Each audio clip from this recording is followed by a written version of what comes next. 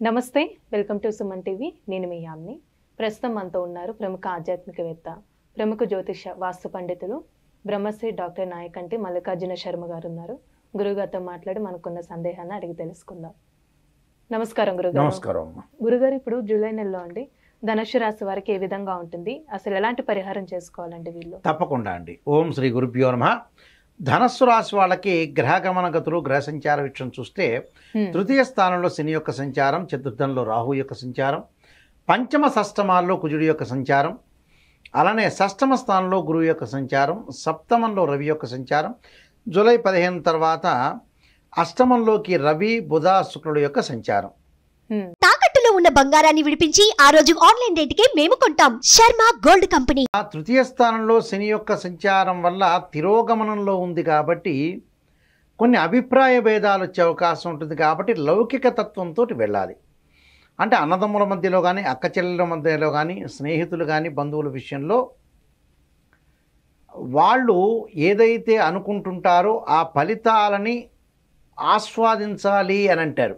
ఆస్వాదించడం అంటే ఏంటంటే అన్నదమ్ములతోటి లౌకిక తత్వంతో ఉండాలి, విభేదాలు రాకుండా వాళ్ళ యొక్క మాటకారితనంతో మాట్లాడుతూ జాగ్రత్త వివరించి ముందుకు వెళ్ళాలి. అంటే టోటల్గా ఆచితూచి అడుగు వేయాలని అర్థం. అంటే ఆచితూచి అడుగు వేస్తే మనకి ఇబ్బందికరమైన వాతావరణాలు ఉండదు. అంటే గ్రాస్పింగ్ పవర్ ఎక్కువగా ఉందని ఎక్కువగా మాట్లాడకూడదు, కానీ మితభాషి కావాలి. అలానే చతుర్థ స్థానం రాహు యొక్క సంచారం వల్ల తల్లి యొక్క ఆరోగ్య విషయంలో జాగ్రత్త ఉండాలి.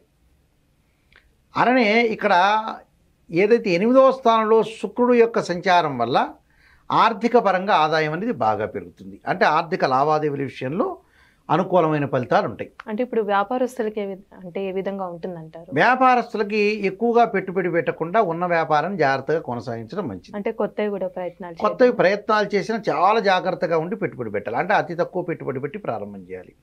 అయితే స్థానికంగా కొన్ని సమస్యలను ఎదుర్కొనే అవకాశాలు ఎక్కువగా ఉండటం ఒకటి, ప్రతి పని పైన కూడా తక్కువగా ఆసక్తి కనపరుస్తుంటారు.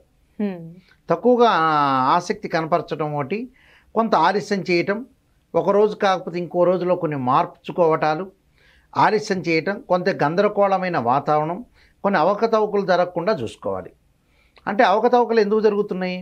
ఉద్యోగానికి కూడా కొంత కష్టకాలం వచ్చే అవకాశం ఉంటుంది. కాబట్టి లౌకిక తత్వంతో ఉద్యోగాన్ని నడిపించుకుంటూ ముందుకు వెళ్ళాలి. అంటే పై అధికారుల యొక్క ఆగ్రహానికి గురయ్యే అవకాశాలు ఉంటాయి. కాబట్టి వాళ్ళని మెప్పు పొందే అవకాశాన్ని తీసుకుని ముందుకు వెళ్ళాలి. దానితో పాటు వచ్చేటప్పటికల్లా మిగతా గ్రహాల యొక్క సంచారాన్ని మనం చూసుకునేటట్టయితే ఇక్కడ 6వ స్థానంలో కుజుడు వస్తాడు. అప్పులు తొలగిపోయే అవకాశాలు ఉంటాయి. అంటే క్రెడిట్స్ ఏదైతే ఉంటాయో అవన్నీ కూడా తొలగిపోయే అవకాశాలు ఎక్కువ ఉంటాయి. పంచమ స్థానంలో కుజుడు కొన్నాళ్ళు ఉంటారు, 10వ తారీఖు మళ్ళీ షష్టమంలో వస్తారు. పంచమంలో కుజుడు వచ్చినప్పుడేమో కొన్ని ఇబ్బందికరమైన వాతావరణంలో వస్తాయి అప్పులు. జూలై 15 నుంచి అప్పులు తగ్గించుకునే అవకాశాలను, కొంత జ్ఞానం పెరిగే అవకాశం ఒకటి ఉంటుంది. కుటుంబ కోణంలో కూడా దృష్టికోణం, అంటే కుటుంబ పరంగా కూడా విజయం సాధించే అవకాశం ఎక్కువ ఉంటుంది. అలానే దోబుట్టల యొక్క తోటి అవసరాలకి ఖర్చులు పెరిగే అవకాశాలు ఎక్కువ ఉంటాయి. సంబంధాలు మధురంగా ఉండే అవకాశాలు ఉంటాయి. శుభ కార్యక్రమాలు కూడా జరిగే అవకాశాలు ఎక్కువ ఉంటాయి. అసహనాన్ని పెంచే అవకాశం ఒకటి ఉంటుంది. ఆర్థిక పరంగా అనుకూలంగా ఉంటుంది, ఆర్థిక పరంగా ఇబ్బందులు ఉండవు. వృద్ధులు ఆ యొక్క ఆరోగ్యానికి కొన్ని ఖర్చు చేసే అవకాశం, డబ్బులు ఖర్చు చేసే అవకాశం ఉంటుంది. రుణాలు తీర్చుకునే అవకాశం ఉంటుంది. మళ్ళీ రుణాలు తీర్చుకునే అవకాశం అనేది ఒకటి ఉంటుంది. రుణాలు తీసుకుంటారు, అంటే అప్పులు తీర్చేసుకుంటారు, మళ్ళీ తీసుకునే అవకాశాలు ఏర్పడుతుంది వాళ్ళకి. అయితే ఆర్థిక పరంగా ఉంటాయి, కానీ మంచి ఫలితాల కోసం డబ్బులు ఖర్చు చేస్తారు. అంటే మనకు వృధా ఖర్చులయ్యే అవకాశాలు ఎక్కువ ఉంటాయి. అయితే కిడ్నీకి సంబంధించిన వ్యాధులు ఉన్న వాళ్ళు కొద్దిగా అప్రమత్తంగా ఉండాలి, కొలెస్ట్రాల్ పెరగకుండా చూసుకోవాలి. అయితే ఈ రాశి వాళ్ళకి, ధనస్సు రాశి వాళ్ళకి ముఖ్యంగా ఉద్యోగపరంగా, వృత్తిపరంగా కొద్దిగా జాగ్రత్తగా ఉండటం. అంటే పై అధికారుల యొక్క మన్ననలు పొందాలి, ఆగ్రహానికి వెళ్ళకూడదు, ఆవేశం తెప్పించుకోకూడదు, కోపం తెప్పించుకోకూడదు. అంటే గతంలో ఏదైతే పనులు ఉన్నాయో ఇవన్నీ పెండింగ్లో ఉంటాయి, తొందరగా ముందుకు రావు, ఆలస్యం అవుతుంది, డిలే అవుతాయి అవకాశాలు ఎక్కువ ఉంటాయి. మళ్ళీ 6వ స్థానంలో కుజుడు ఉంటాడు గోచారీత్యా. మరి రాశ్యాధిపతి కూడా షష్టమంలో ఉండటం వల్ల డబ్బులు రావటం, డబ్బులు ఖర్చు కావటం, అవన్నీ అసెట్స్ రూపంలో మారటం. అంటే లిక్విడ్ క్యాష్ తగ్గే అవకాశం ఒకటి ఉంటుంది. అంటే లిక్విడ్ క్యాష్ తగ్గిపోయి ఆస్తులు కొనుగోలు చేయటం, అంటే బంగారు ఆభరణాలు, దాంతోపాటు వాహనాలు, దుస్తులు హ్మ్. ఇలాంటివి ఎక్కువగా కొనుగోలు చేస్తారు. అంటే కొనుగోలు చేయటంలో తప్పేమీ లేదు, కానీ ఇలాంటి కొంతమంది లిక్విడ్ క్యాష్ అవసరం, కొంతమందికి ప్రాపర్టీస్ అవసరం, రకరకాలుగా ఆలోచన చేస్తుంటారు. అంటే ఇప్పుడు కోర్టు సమస్యలు ఉన్న వాళ్ళకి కూడా ఈ విధంగా ఉంటుందండి. కోర్టు సమస్యలు జూలై 15వ తారీఖు తర్వాత కొంత ఒక పరిష్కార మార్గానికి వస్తుంది. పరిష్కారం కాదు, బట్ పరిష్కార మార్గం జరిగేటట్టుగా వస్తుంటుంది. అది అవకాశం అనేది బాగా ఎక్కువ వస్తుంది. దానితో పాటు వివాహాది శుభ కార్యక్రమాలు జరిగే అవకాశాలు ఎక్కువ ఉంటాయి. వ్యాపారంలో మటుకు నేను ఇందా చెప్పిన మితంగా పెట్టుబడి మాత్రమే పెట్టాలి, కానీ అతిగా ఎక్కువ పెట్టకూడదు. యూరాలజీ సంబంధించింది, కిడ్నీ సంబంధించినతో బాధపడుతున్న వ్యక్తులు చాలా జాగ్రత్తగా ఉండాలి. అంటే యూరినరీ ట్రాక్ ఇన్ఫెక్షన్స్ కానీ, యూరాలజీ సంబంధించిన డిపార్ట్మెంట్ విషయంలో కానీ కొద్దిగా జాగ్రత్తగా ఉండాలి. అంటే యూరాలజీ సంబంధించిన డిసీజెస్ కొన్ని ఉంటాయి, వాటిల్లో కొద్దిగా జాగ్రత్త పడాలి. ఆరోగ్యపరంగా కూడా కొంత జాగ్రత్తగా ముందుకు వెళ్ళాలి.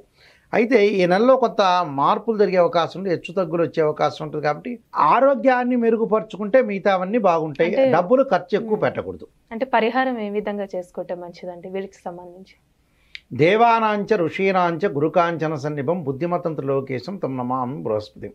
అంటే గురువు యొక్క మంత్రాన్ని చదువుకోవాలి. దానితో పాటు ఆరోగ్యాన్ని మెరుగుపరుచుకోవాలంటే త్రయంబకం యజామహే సుగంధిం పుష్టివర్ధనం అనే మంత్రాన్ని, దానితో పాటు రాహు యొక్క ఆరాధన, అర్ధకాయ మహావీరం చంద్రాదిత్యమర్ధనం సింహకాగర్భ సంభూతం తమ రాహుం రమామ్యం అనే మంత్రాన్ని చదువుకుంటే చక్కగా సరిపోతుంది. ఇబ్బందికరమైన వాతావరణం అనేది లేదు, కానీ కొంత ఆరోగ్యాన్ని మెరుగుపరుచుకుంటూ బద్ధకం లేకుండా ఆ పని చేసుకుంటూ మానసికంగా క్షోభ పట్టకుండా ఉండటం మంచిదమ్మా.